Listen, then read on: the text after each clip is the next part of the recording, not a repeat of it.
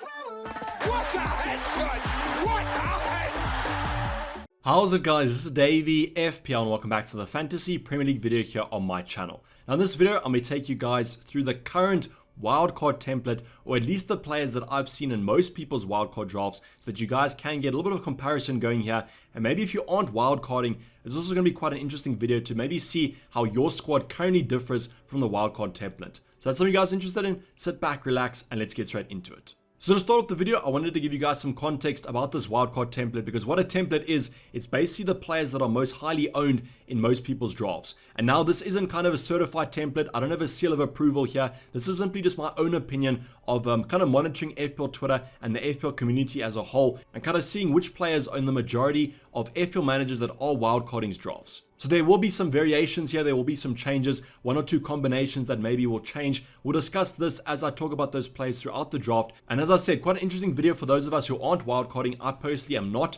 So I'm going to see what players I kind of have, I don't have, and what options I want to bring in with those free transfers. So if you guys do enjoy it, what I would recommend is dropping your wildcard draft down below, just to give us some context and some certainty on what the current template actually is. Because I'm pretty sure if you are watching this video, you're probably wildcarding, and I want to see those drafts down below, and I will give you guys my insight. Any questions you guys do have, drop them in the comments down below. I reply to every comment as usual, and hopefully I can give you some clarity on those kind of FPL decisions. Now the next talking point is a little bit more serious, so pay attention to this one. It's going to relate to the internationals, or at least the international qualifiers that have taken place over the last week and will happen over the upcoming midweek. And why I want to talk about these internationals is that there has come up a little bit of a dilemma currently from FIFA that's going to impact some FPL players and FPL managers as a whole. And this dilemma is that FIFA might actually put some sanctions on these domestic leagues because they haven't released the players to play in those international qualifiers. You guys remember what we spoke about the week before Game Week 3? It was kind of leading up to that Game Week 3. We wanted to get as much news as possible to do with this whole international qualifier situation. But what happened was that the Premier League and the Premier League teams didn't actually release their players to play in red zone countries. So for example, if Egypt were playing a home game in Egypt, Egypt is rated as a red zone country in the UK's kind of travel restrictions. So if you do return from Egypt, you have to quarantine for 10 days. And that would obviously make these football players miss Game Week 4. The clubs weren't happy with this. The countries weren't happy that they weren't being released. So now they've kind of asked FIFA to put sanctions on these clubs and at least make these players miss one Premier League game. So just think of a player like a Rafinha, Mo Salah. This could happen to those players. So just wait as long as possible to make these decisions, because come Game Week 4's deadline, we might get news that these options are going to be kind of suspended for 2 or 3 games, and that's going to lead to our FPL plans being in utter ruins, and I think it actually will favor you wildcarders. So right now we don't have any news. I'm recording this on Sunday, so we haven't had any news about this, but if we do get news on Monday afternoon, Monday morning, I will update you guys in the comments down below. So don't comment and say we did get news, just check the comment down below. I probably will pin the comment so that you guys can see it. So as I said, this is going to be the current wildcard template from my own opinion, and these are the players that I've seen in the majority of wildcarders teams,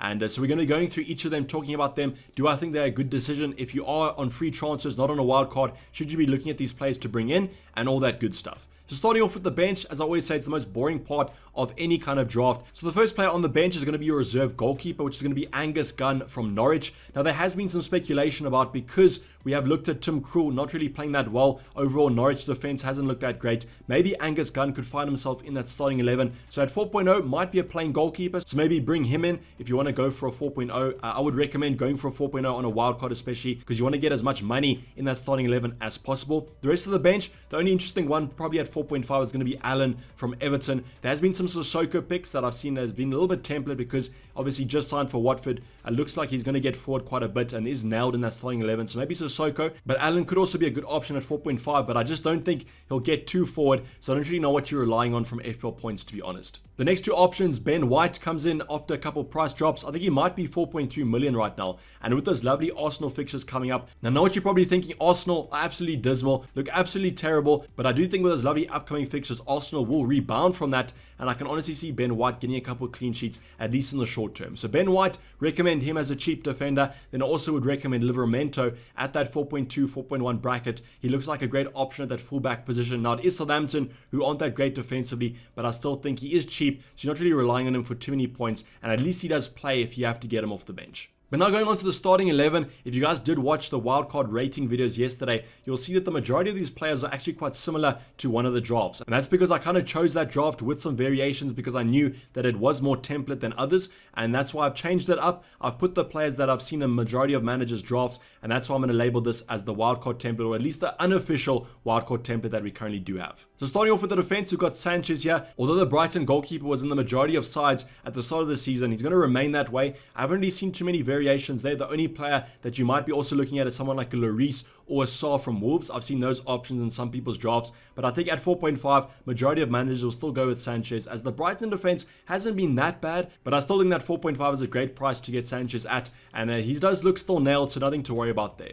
But then go on to the back three, we've got Luke Shaw, we've got Trent Alexander-Arnold, and then you also have Semedo. So Luke Shaw, Trent, very template picks from the start of the season. You can kind of see this continuing after these two players have had a relatively good start to the season. Trent better than Shaw's, but I think he's more expensive, so you kind of expect that. But Semedo is going to be the kind of differential pick that I think you guys should go for on a wild card. And that's just a simple fact that Wolves fixtures look absolutely stellar, and I would recommend him as he does offer that attacking threat from that fullback position or even that wing-back position, because you must remember that Wolves do play a 5 at the back, and we've just seen the positions that Semedo's got in the opening couple game weeks. Wolves have lost every game 1-0, so at least you do have some security. These have been quite tough games, so maybe against some weak opposition that will be a clean sheet, at least I hope for. And I mean, Semedo's going to get forward loads, so you will probably get attacking returns as well. Luke Shaw's probably the only defender that I might consider dropping, and the reason for that is that Manchester United's fixtures from game week 7 onwards don't look that great, and that's why I think I would probably downgrade him. But the thing about Luke Shaw is because he does come in at 5.5, you can simply just move him to Luca Digne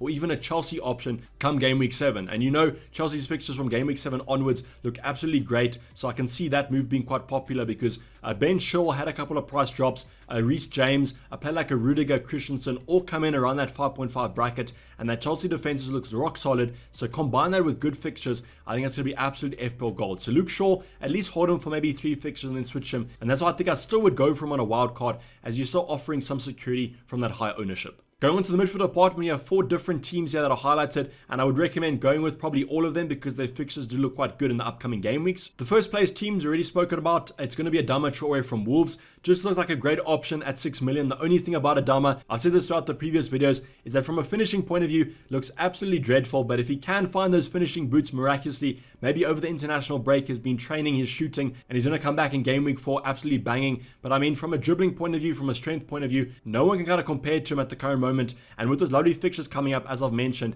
I think Adama Traore is basically guaranteed to hopefully get some points. Mo Salah, nothing much to talk about there. Probably one of the most essential players that I would recommend you guys kind of get, because Liverpool's fixtures look good. Mo Salah is generally quite fixture proof. We saw that with Chelsea with the penalty. So I mean, he can always get FPL points no matter who the opponent is, and I would still recommend going for him, as you probably will captain him in the next couple game weeks. We then have 2 options that might be more differential. The first one, Ferran Torres, and he will be a popular pick on wildcard, even not on wildcard. A lot of managers have brought him in on free transfers because he is playing at that striker position for Man City. And any striker for Man City, if they're nailed, if they're not nailed, will return FPL points. So I just think that Ferran Torres is a great option to go for. And if I was on a wildcard, I probably would jump on him, because you would rather get on the bandwagon earlier on and then take him out, instead of kind of not jumping on him and then using a free transfer, one of those precious free transfers in the upcoming game weeks.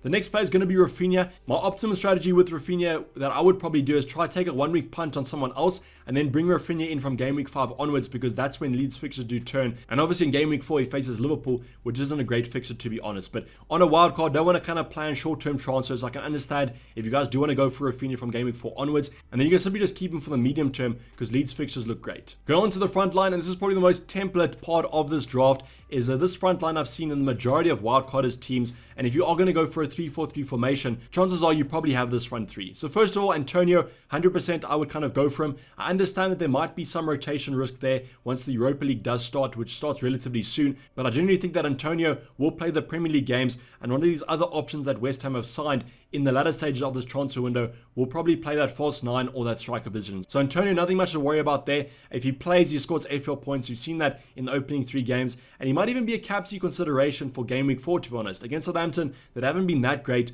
I might even recommend going for him as a captain, but I'm pretty sure most of us will be on Ronaldo or Lukaku. So Calvert-Lewin, the only kind of caveat with Calvert-Lewin is that he is currently injured, pulled out of the England camp because of a toe injury that we did have a little bit of a scare of come that game week 3 deadline. So for game week 4, I'm pretty sure he'll be fine to play. I just think they're currently monitoring the situation there over at Everton, and I think that he will manage to recover over this international break, and hopefully he'll be back from game week 4 injury free, because I do think over the upcoming game weeks, Everton have good fixtures, and I can see him scoring a couple. The final player, no introduction there, CR7, Cristiano Ronaldo. Probably the reason why the majority of wildcarders have activated the chip is because of Cristiano Ronaldo. At 12.5, I think that's probably a right price to come in at. And I think against Newcastle, if he does start, best option to kind of go for from a captaincy point of view is going to be whether he does play. But you guys don't really have to worry about that, because I'm pretty sure Ollie will come out in the press conference and tell us that he's going to start. I think there's enough hype around him. Enough journalists are kind of keeping track of this move. So I do think definitely we'll be getting news if he does manage to play against Newcastle, or at least start the game, because I think if he does start, going to be great value for money. I do think personally that he will be on penalties, free kicks, everything like that. I don't think he's signed for United to kind of be a spectator. I think he's going to be in the mix, in the action all of the time, and I think United understand that, and they'll give him every opportunity to kind of score goals. So this has been the wildcard template. As I said, drop your template down below, your draft down below, whatever you want. I want to kind of see what you guys are kind of going for. I'm always interested. If I'm not personally using the chip, I want to see what you guys are doing and why you maybe have activated the wildcard chip for your own personal side. But this is basically wrap up the video, guys. Hopefully you did enjoy it. Please don't forget to like if you did, and subscribe if you're new and not subscribed yet. I'll be seeing you guys for the ultimate guide, the team selection, all that good stuff later in the week. And hopefully we do get as much news as possible on either Ronaldo starting or this international break, and whether these players are actually going to be sanctioned. I'm signing off. It's been Dayvy FPL, and I'm out. Cheers. Bye.